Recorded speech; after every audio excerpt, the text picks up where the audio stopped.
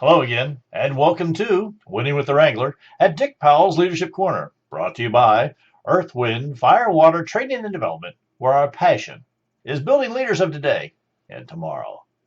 The information on today's program was gathered from many different places and many different people. So if you hear yourself in our conversation, realize it's not all about you. Now, for speaking appearances, or you just want to get a hold of us, don't hesitate. Give us a call, 727-422-1833, or send me an email, dick@ewfw.org. Today we have Miss Robin with us. Miss Robin, how are you doing today? I am terrific. Fantastic. Uh, Leaders, I'm going to put something out today, and if it offends you, I'm going to say I'm sorry about that. But this one really took me by surprise. A person I was talking to and someone I'd actually respect said to me, Dick, if you only had some letters behind your name, you would be much more relevant in your field. So, how do we feel about that? I have to tell you that I could put a bunch of letters behind my name. I am a certified technical trainer. I am a certified coach. Whatever. You know, in my younger days, it meant a lot to me to have some letters. I was a journeyman lineman. And to be a journeyman lineman, you had to go through 5 years of lineman going through the paces. And it meant a lot to me to get that little title on the end of my name. You know what? It didn't mean anything more now than it did then. Well, it just meant that I had done my 5 years. Just like I truly believe if you have a BA or MA or DA or DR, you did your time to get those letters. So, Robin, tell me exactly how you feel about that. Well, many years ago, I'm not sure if this was an original statement with myself. If it is, I'm very proud of it. If I'm not, I'm very proud to use it. But the statement is, there's no correlation between intelligence and education. And one of the first few times I said that, I actually said it within hearing of a man that I know had 2 degrees, and I'm not even sure what they were in. He was involved in one of the local unions. So I don't know what those degrees were in. I'm assuming they were in education of some sort. So, but he did have 2 degrees, and he stopped in the hall and said, "What did you just say?" And I said, "There is no correlation between intelligence and education." And I think I had to explain to him that meant just because you were educated didn't mean you were smart. And just because you weren't educated didn't mean there was anything wrong with you mentally or any other way. So be aware. I know some people that carry several degrees that really have no common sense. They have no skills outside their chosen field of 6 or 8 or 9 letters, whatever they have after their name. They really couldn't put together a dinner for 4. They can't clean a house. They can't do anything with their car to put gas in it. I don't know that they could put oil in it. I don't know if they can put gas in it. Oh, well, that you have to do that now because people don't do it for you. I had to finally learn. But I think we need to be aware that just because someone's walking around with a bunch of letters after their name doesn't really mean that they're very smart, or that they're smart in what they're talking about, or know exactly what they're talking about if it's out of their field. Be aware. Here's the thing that I guess kind of bothers me. If you have a lot of letters behind your name, you should be proud of them. I understand that. But I don't think it makes you any better or any worse than the other person sitting next to you. Jim Rohn often said that formal education will make you a living. Self-education will make you wealthy. What he meant by that is that education doesn't stop at the door of any institution. The education needs to be ongoing and continuous all the time. So many times people come through our doors here and say, "Dick, no one will hire me." And the reason for that normally is they didn't stay in touch or on top of their chosen profession. Right. And so I have to ask that question, well, why didn't you? And they said, well, I went to college once. Yeah. And it's like when I ask them, what book are you reading? They say, well, I read all the books I ever need to do in college. I'm never doing that again. And we hear that from a lot of people, most top of the list, lawyers and doctors. The higher the education, it seems to be a situation. They read themselves out. Now, Miss Robin will tell you, and my daughter will also, who does have a couple college degrees, that my greatest fear of sending my children to college was always that they'd come back stupid. And by that I mean they would lose all common sense. And that's what I'm seeing in today's world, the common sense and the lack of civility. I am pretty sure that civility is taught at most homes. How to be nice to one another, how to use correct language with one another, how to speak to one another in more of a positive than a negative way. So why is it that people are more respected if they had something behind their name? Now, an MD, like a doctor, sure, I can understand. When I go to a doctor, I want them to be educated and everything, but I also understand that doctors are practicing medicine, and practicing always scares me a little bit. When I go to a PhD, of course, I have good friends who are PhDs, and some of them joke about it being piled higher and deeper. And they're the ones who are doing ongoing continuous learning and have some common sense. It always amazes me. There are also the people that don't lead with a PhD. Well, when they're introduced, and there's people I didn't know. I didn't know they had two or three because it didn't matter to me in the relationship. Right, and it wasn't on the business card or whatever, or they didn't have a business card. Mm-hmm. But I think some people that don't go around professing their degrees to begin with, mm-hmm. in our experience, in my experience, people that don't profess their degrees first are more apt to listen and be a part of that critical conversation instead of sitting back and thinking they know it all and, mm-hmm. and don't contribute because they have nothing. You basically have nothing to contribute anyway. Well, but I think that's in our experience what's happened.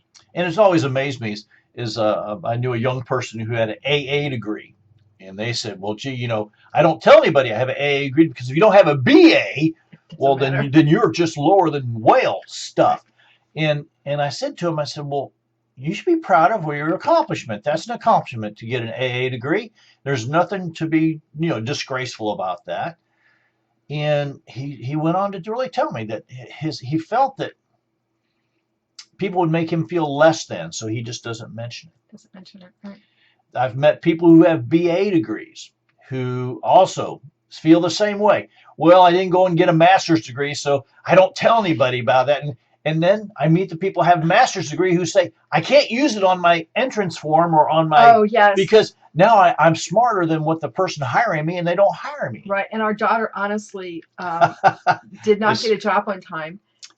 Oh, no, got a job on time because she did not put her master's degree on the application. And basically what the man who hired her told her shortly thereafter when he found out the extent of her education, if I had known, I wouldn't have given you a call back because that's too much education for what we need. Yeah.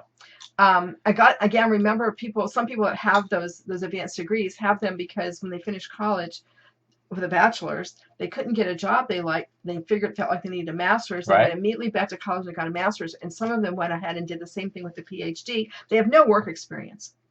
If they went to college where they were taking, this is true, if they were going to a college or university where they were taking courses from professors, who have no work experience because they're a professor, they're not getting the same education. Now there are a lot of small colleges who for master's programs only use professors who are actually working in their field. So if you're taking a course from them, they know what they're talking about because they're working in the field.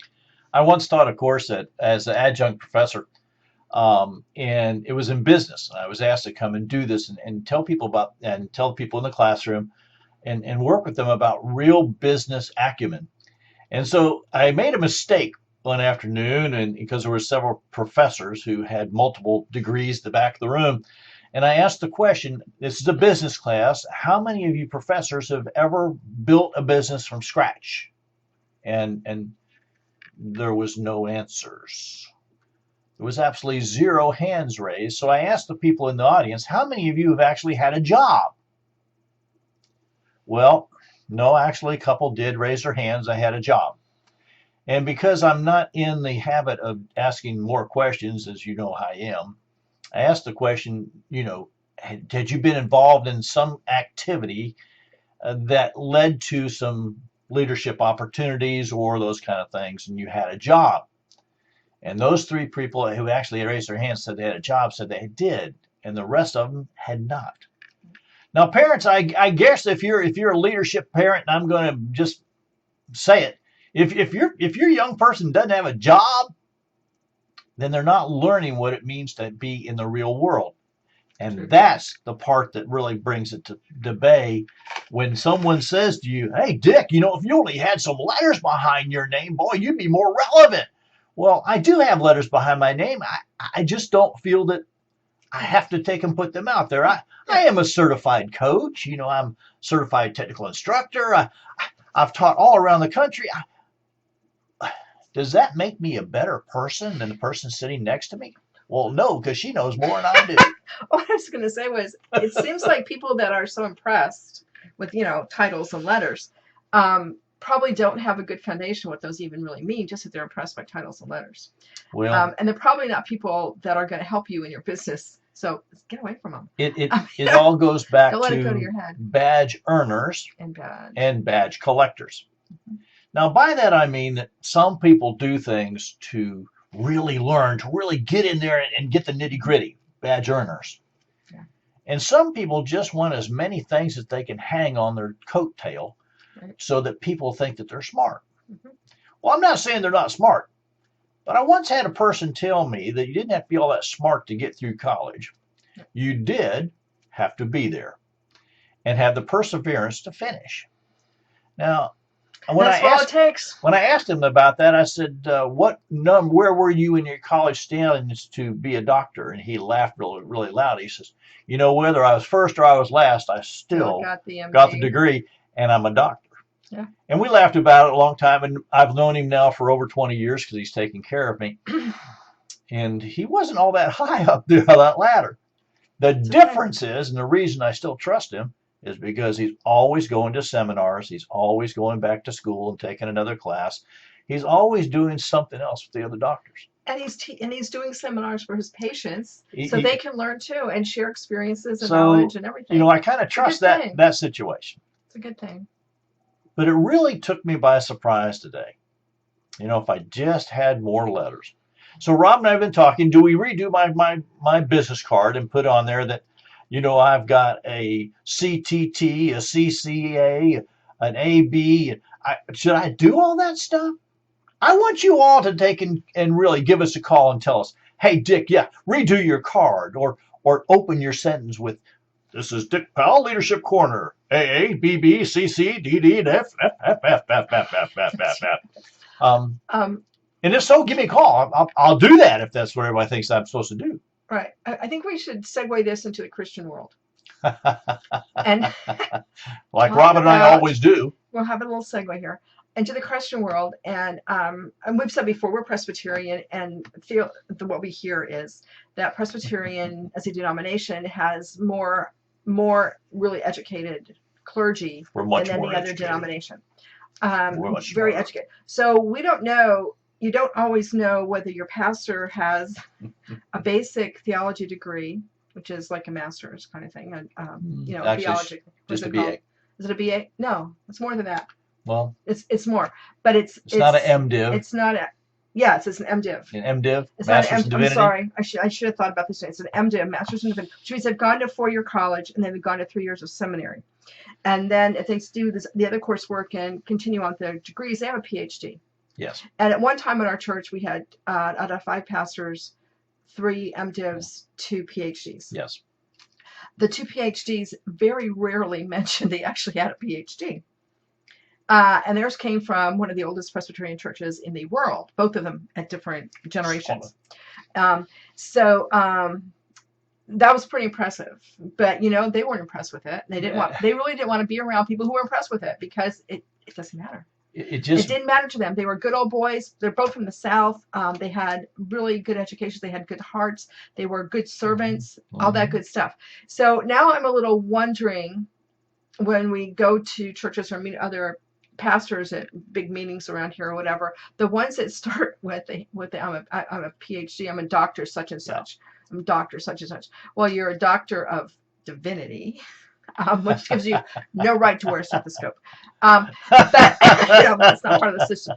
But I have to wonder if somewhere in their life they knew somebody who was only impressed with letters.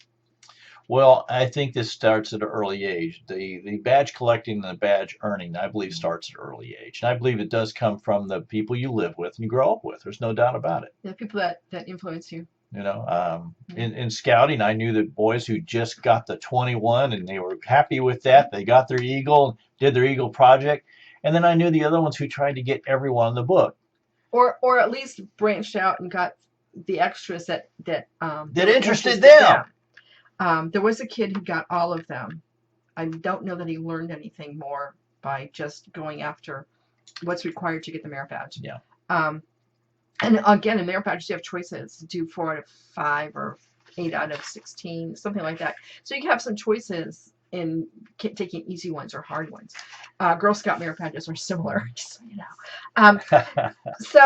But it does matter what your intent was and if you learned from those merit badges or not. I was asked by another gentleman on LinkedIn, and he said, well, what are your qualifications at work with different organizations? And I started listening to organizations that I had worked with, and they'd become successful. And he said to me, well, that's quite a different list because there's churches, there's a contracting company, 3 climbing wall companies, a climbing company, 4 radio stations, all sorts of stuff here. And he said to me, he said, you've worked with such a different, didn't you have a niche? We're old. I said, well, I do have a niche. I'm a business coach. That's my niche. And business applies to everything. They said, well, how are you working with the churches? I said, well, churches on some level are businesses, and some level they need to learn how to work with people. So people skills and business skills seem to be go hand in hand there. Yeah. Of course, when I read the Bible, they're pretty prevalent, just so you know.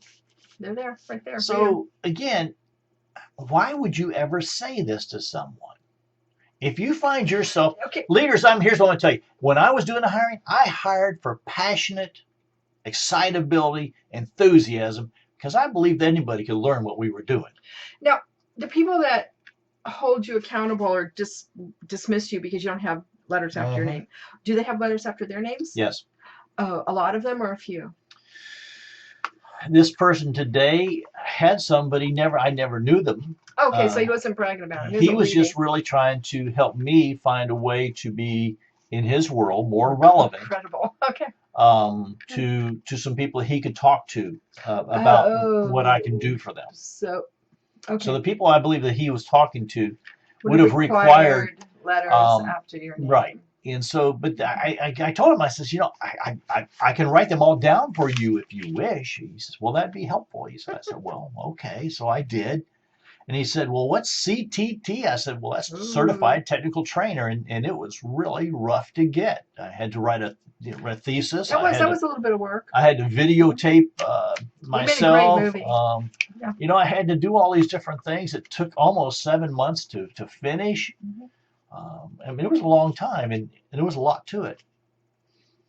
But there are some letters that I do look for. There's no doubt about it. I do look for MDs when I go to the doctors. Okay, I do.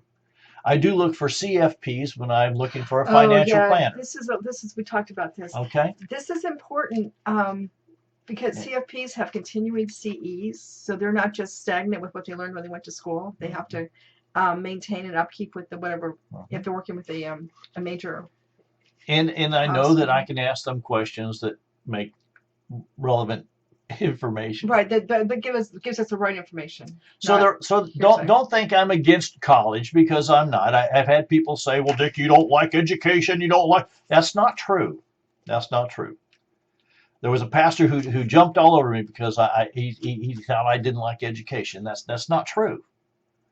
I think education is very important. I think formal education is very important. I just think that, in my personal opinion, it's been dumbed down to a situation now where it is badge gathering instead of badge earning. And I do believe that you can pay for almost anything you want. So that bothers me. I can go on the internet and I can have my MA, AA, and I can have my BA within a matter of months. I can have it even quicker if I write a bigger check. Now, so that's why to me, it's what you are and what you do. It's the relationship we build versus the letters behind your name. I once was like I said, adjunct professor and working at a college. And at the end of my stint, my 6 weeks there, going every week and teaching a class, some people asked me, Dick, hey, Dick, what college did you go to? Hard Knocks. Oh. I didn't hesitate to admit. I said I've never been to college. I did take some courses at Santa Fe Junior College, and now it's Santa Fe College, by the way, and at St. Petersburg Junior College, which is now St. Petersburg College. But I found very quickly that I was the kind of guy who learned from hands-on experience, and I went out and that's what I did. So building a business is more than letters behind your name. When I was working as the adjunct professor and working with these young people to learn business, I kept asking them the same question. You have to, when are you going to get a job? You need to work to see how this does. Until you actually write a check for someone else, until you actually pay someone else's bills, you really don't know how this works. Not only that, but I think after a certain age, when kids are getting out of college at 24, 26, whatever, with those advanced degrees, if they've never had a job, they're not hireable. They're not hireable. I'm not going to hire. We're seeing this more and more from HRs, people in big corporations who are doing the backgrounds and the little testing they do when they hire people. If they've never had a job, they have no skills, and they're that age, are they trainable? Well, and we are hearing now where they're giving me a little test. They are trainable.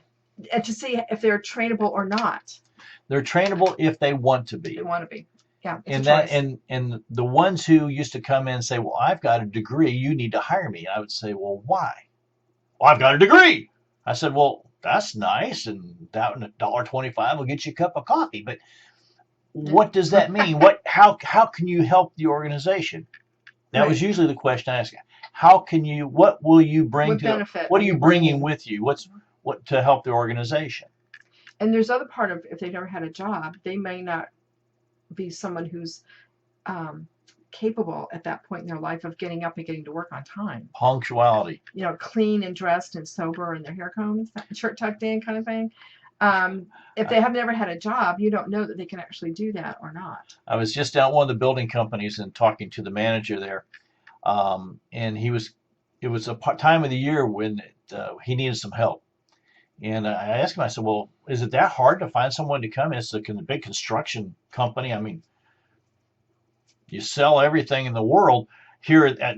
How hard can this be? He said, getting people to come to work on time, getting people to come to work every day. On the work schedule, not the schedule. Every day, to dress appropriately, to know how to speak and enunciate to clients and customers, to operate the simple machine that takes money, that all you really need to do is punch in the amount and it tells you how much it is.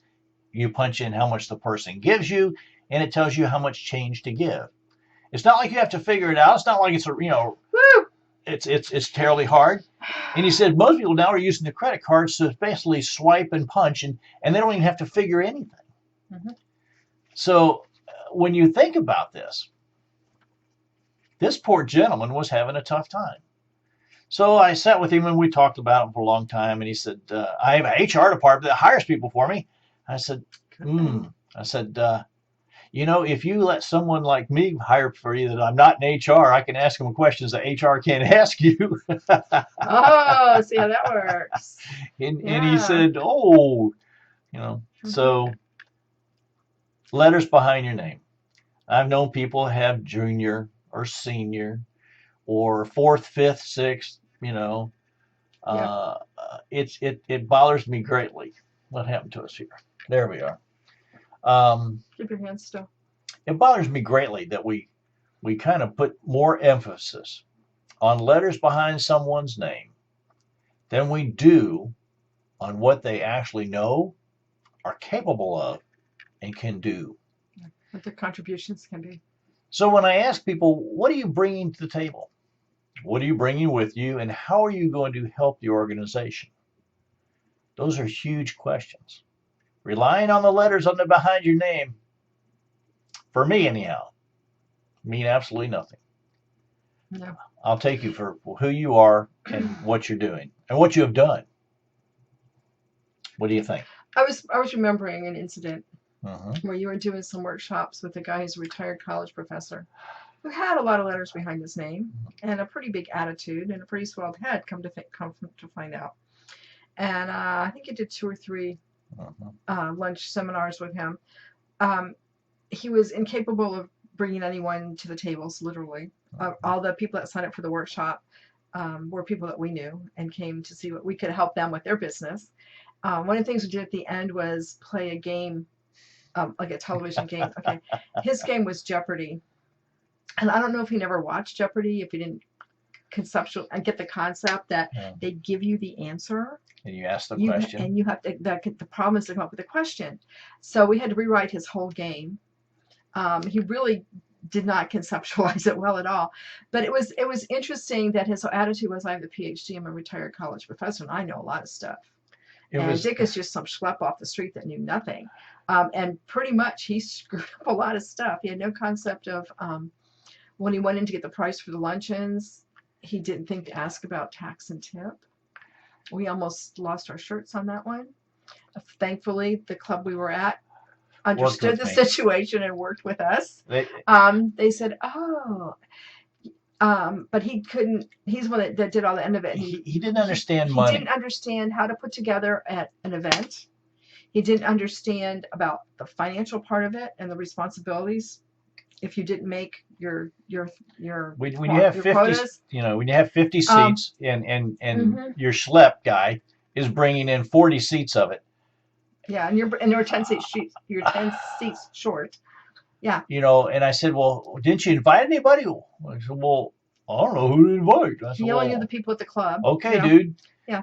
We can't do this anymore because we're breaking even or losing money. And I said, I don't do this much work to break even or lose money. It was. I like to make money when I work. It was really unfortunate, but he did, and he's gone on to other things, and so I have too, and that's good. We parted friends. It was learning. And we looked at that. So be careful. If you're putting a lot of stock in that person who you think can help you build your company, build your business, build yourself, because they have some letters behind their name.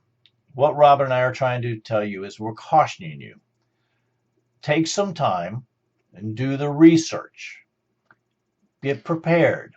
Deal with your objective. Okay. Ask the questions. Yeah. What have you done? Where have you done it? And what was the outcome? And it's the outcome that's really important. It just is. If you can't bring it all the way home, then you're working with the wrong person. And remember, just because you're working with people with letters after their name, more letters than yours or more impressive letters than yours, does not mean they're smarter or brighter or anything else than you. We're all just people. So now you know why they call me DW instead of Dick Powell. I put my letters in the front. Letters in the front. It's all good. But I see where times are coming down. So, Robin, finish this up for us. Really, really go on to this last little piece about having 3 sets of letters behind your name.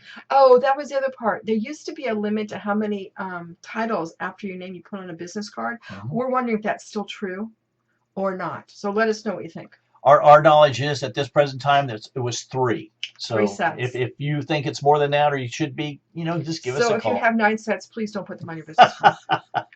On behalf of myself, Dick Powell, and Robin Powell, and the whole Leadership Corner team, we want to say thank you for being a part of today's program. Our hope is that you've received a nugget of wisdom and guidance that will help you build your leadership ability. Now, if you have any questions or comments on today's program, don't hesitate. Give us a call, 727-422-1833. Go and send me an email, dick@ewfw.org. Go to the website, take a look around, and leave us a message there. Go to www.ewfw.org. And I'll tell you what, if you'd like to have Miss Robin or myself come and give a talk or a keynote speech, maybe we do some instruction on business, just do the same. Give us a call, send us an email, do what you need to do. And until next time, it's Dick Powell, Leadership Wrangler, saying, ride hard, ride fast.